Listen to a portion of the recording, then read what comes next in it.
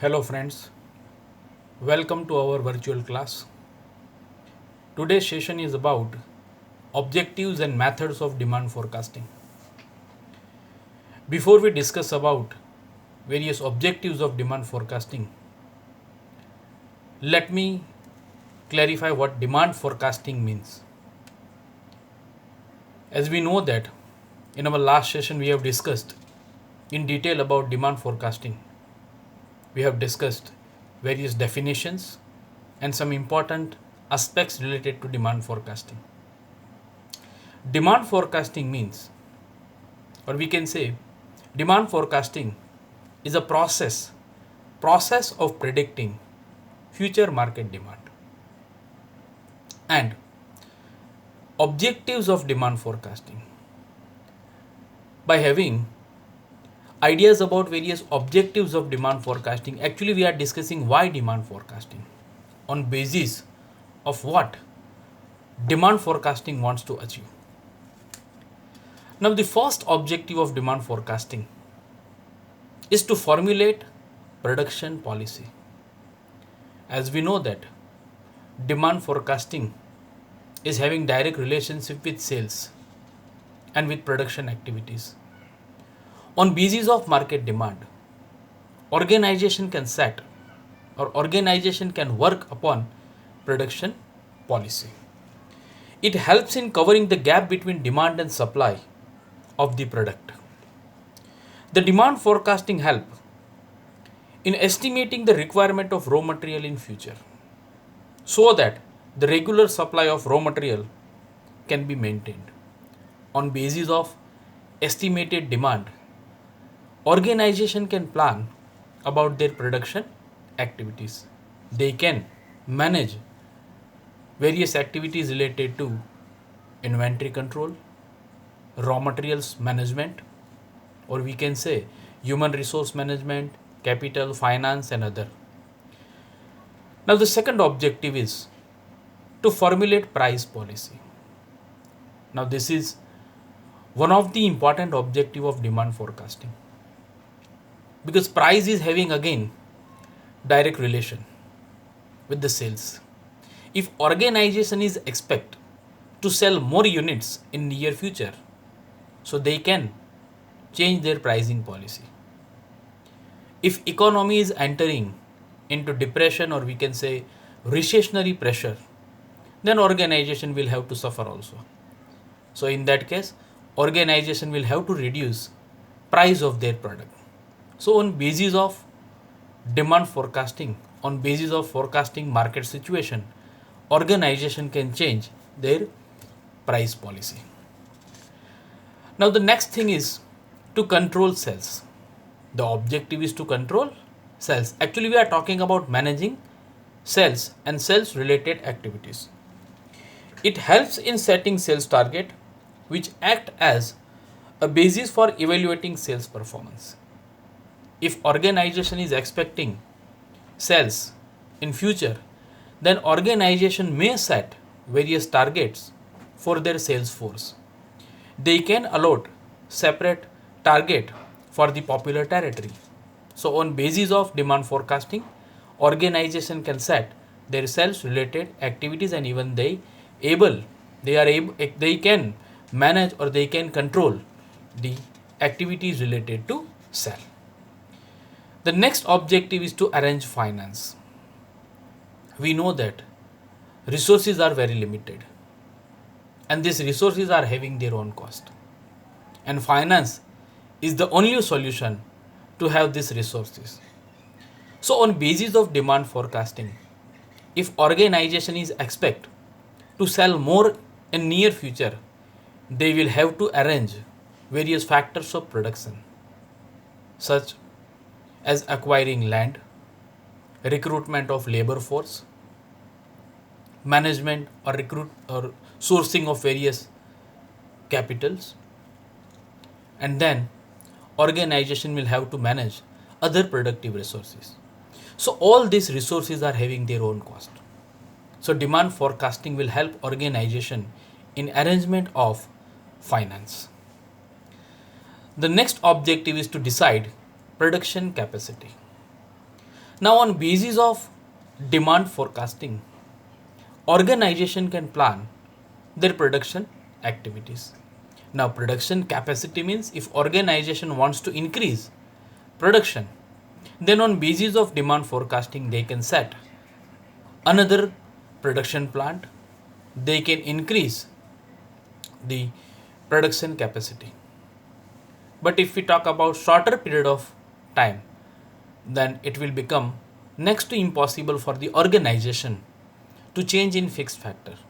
So they can increase the production, but they can change only the variable factors. Means if organization is having huge fixed factor compared to the utilization, then organization can utilize this factor even in shorter period of time by changing the variable factors. The next objective is to plan long-term activities. Now normally organization which have the larger scale of production, so this objective will definitely help, because on basis of demand forecasting this kind of organizations are planning their business related activities. If organization wants to set another production plant, now we are talking about to set up of new production plant, so this is long term decision. But once you have decided to set another production plant, but you must be sure about market demand for the longer period of time. So the role of demand forecasting is very important in decision making related to long term production or business related activities. So these are the objectives of demand forecasting.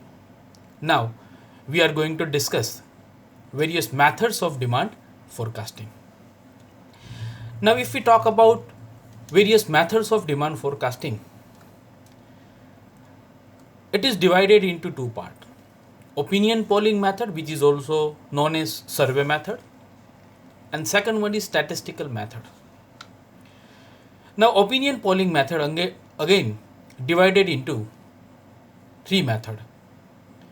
First method is consumer survey method, second is sales force opinion method, and third is expert opinion method. And statistical method is divided into three methods: trend projection method, regression analysis, and third one is econometric models.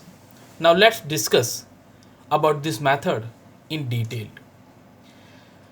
Now first is consumer survey method. It is the method of opinion polling method, but consumer survey method is divided into three categories: complete enumeration survey, sample survey and taste marketing, and end use method.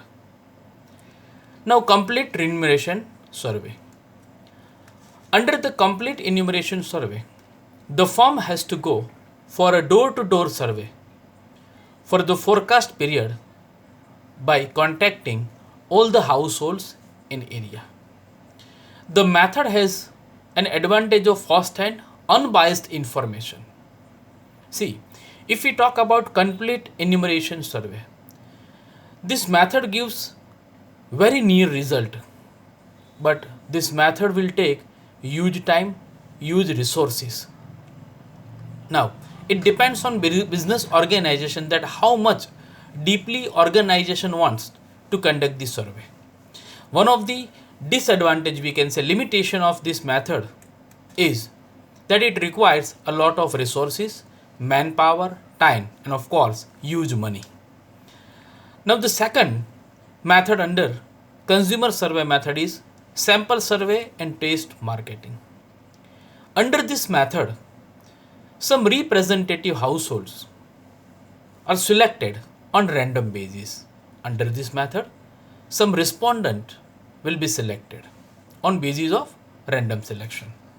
And in this method, one of the assumption is that you are assuming the representative will represent the whole population, right?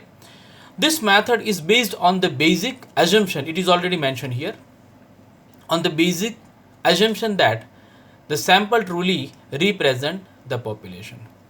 Now if we compare sample survey and taste marketing with complete enumeration survey, so sample survey method is less costly, is less time consuming, because here we are not contacting each and every representative, or we can say respondent. We are just selecting a part of the population, which is known as sample, right? Now third method is and use method. Now third method means an opinion polling method. Third method under consumer survey method is and use method. In this method, the sale of product under consideration is projected as the basis of demand survey of industries using this product as an intermediate product. That is, the demand for the final product is the end user demand of the intermediate product used in the production of this final product.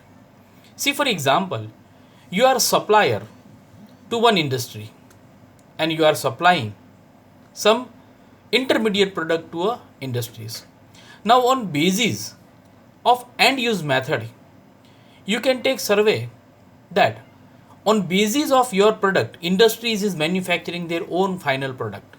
So if their final product is demanded by the market in future, then you will have to supply huge in quantity about your intermediate product. So this can be considered as one of the example of end use method. Now moving further, second opinion polling method is sales for opinion method, and it is also known as collective opinion method. Now in this market, we can say in any kind of sales field, every organization is having their own sales force.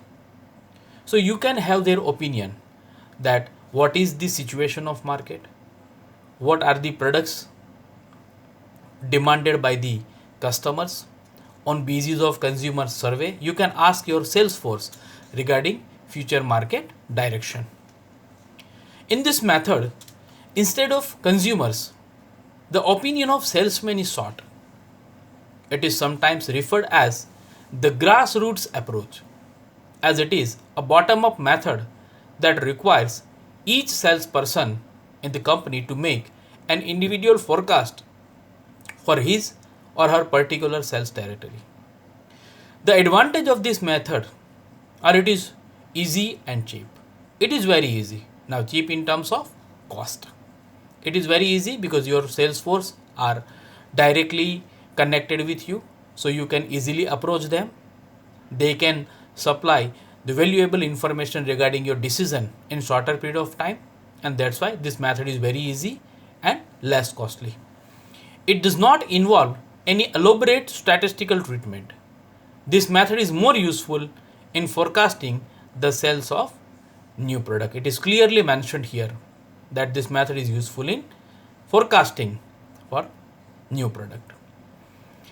Now the third method under opinion polling method is expert opinion method. This method is also known as Delphi technique. Now under this method, some of the expert are selected. After designing their panel, they will be asked certain questions in form of questionnaires, and they will have to answer it, and on basis of their answer, again another pathway can be created for the forecasting. Now the Delphi method requires a panel of experts who are interrogated through a sequence of questionnaire in which the responses to one questionnaire are used to produce the next questionnaire. The method is used for long-term forecasting to estimate potential sales for a new product. Now if we talk about expert opinion method, now to have advantage of this method, first of all, organization has to find out the expert. It is not necessary that you must select expert within the organization. This panel of experts may be from outside also. Those who are working in the industry since many years, those who are having experience of a particular activities. So these can be considered as member of panel. Now, the next is statistical method. As we have discussed, the demand forecasting method is divided into two methods. Opinion polling method, which is known as consumer survey method, and second one is statistical method. Now in statistical method, the first method of statistical method is trend projection method. And again, trend projection method is divided into two sub method, and one of the method is graphical method. This is the most simple technique to determine the trend. Now here we can see the diagram which shows some of the important data. All values of output or sales for different years are plotted on the graph. Now if you see the OX axis, it is clearly mentioned that different years are plotted on a graph. A smooth freehand curve is drawn passing through as many points as possible. The direction of this freehand curve, upward or downward, shows the trend. Now we can easily see through this diagram that the curve shows ups and downs in sales activities, right? Through the different years. The second method of trend projection method is barometric technique. A barometer is an instrument of measuring change. This method is based on the notion that the future can be predicted from certain happening in the present. Means what is happening in current scenario, on basis of this happening you can predict in future. See, for example, if government is planning or government has changed the taxation policy, so it may be possible that right now your business is not affected, but sooner or later the impact of decision will be on your business activities. So in other words, barometric technique are based on the ideas that certain events of the present can be used to predict the direction of change in the future. This is accomplished by the use of economic and statistical indicator which serve as the barometer of economic change. Now for example, if we talk about birth rate, we are considering one of the happening present. Say for example, birth rate increase by 2%. So the company which are manufacturing product for youngsters, so they can assume after 14 to 15 years they will have more consumer base for the product. So the happening, or we can say on basis of current situation, company can predict their future. Now the second statistical method is regression analysis. It attempts to assess the relationship between at least two variables. The purpose being to predict the value of dependent variable from the specific value of the independent variable. The basis of the prediction generally is historical data. This method starts from assumption that basic relationship exists between two variables. Now here one example is also given. Say for example, sales is affected by so many variables. Now sales is considered as dependent variable. Now sales is dependent on price, how you advertise for the product, how the situation of competition means price of the rival products, and the income means personal disposable income, right? So these are the factors which represent the effects on sales of a product. Now here it is mentioned where A, B, C, D are the constant which shows the effect of corresponding variables as sales. The constant U represent the effect of all variables which have been left out in the equation but having effect on sales. Now in above equation, the quantum of sales is the dependent variable we have already discussed. Sales is totally dependent. Now sales is depend on price, advertising, price of competitors, and income of consumers. So all these variables are having impact on sales. So in regression analysis, you have to consider one or two variable. Minimum you have to consider two variable so that it will be easy for you to forecast about particular product. It doesn't mean price cannot be considered as single variable. You can have advertising and price of rival product along with price. So this is regression analysis. And the last method of statistical method is econometric model. Now econometric models are an extension of regression technique whereby a system of independent regression equation is solved. The requirement for satisfactory use of econometric model in forecasting is under three heads: variable, equation and data. Now one more thing added to this method is data. The appropriate procedure in forecasting by econometric model is model building. Now econometric attempts to express economic theories in mathematical terms in such a way that they can be verified by statistical method. Now in this method, more mathematical terms and statistical terms are used to justify the data and to measure the impact of one economic variable upon another so as to be able to predict future event. Now when we are measuring elasticity of demand, so we are using some of the statistical terms. So same like that, on basis of variables, the econometric model we use several or separate models which shoots the particular survey, or we can say which shoots the particular forecasting. So friends, this was about objectives and methods of demand forecasting. If you have any unclearance, then you can rewind the session and get clarity. Thank you very much.